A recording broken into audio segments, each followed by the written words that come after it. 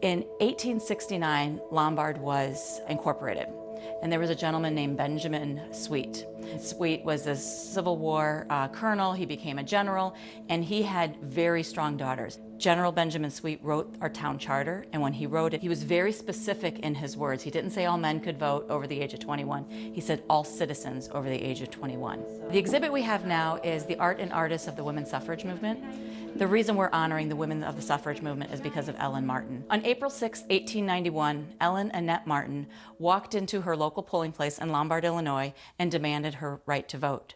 First time any woman had voted in a municipal election in the state of Illinois. She gets to the polling place, she pulls out a very, very large legal brief that she had written, and she had spent years preparing this. And she opens up the book, "This is all citizens could vote," and it said one man had a spasm, one man fell into a vat of flour, and one just stood there with his gaping mouth open. So after hours of arguing, Ellen Martin finally said, "Read my brief." And they said, "I'd rather let you vote than read your legal brief." She immediately left after she voted, went to where her friends were, her 14 very prominent female friends. They all followed her back to the polling place, and all 14 women then voted afterwards. So we generally say suffragist. A suffragette was almost a derogatory term.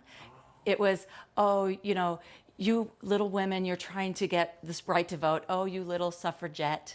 And so it was kind of this little derogatory way of framing it.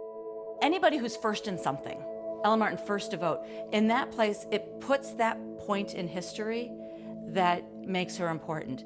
She also didn't just do it for women's right to vote. She also did it for women's attorneys. So we look back to that and we think how strong and important she is, but it's also for all women in Lombard and all citizens of Lombard, which is really what it's about.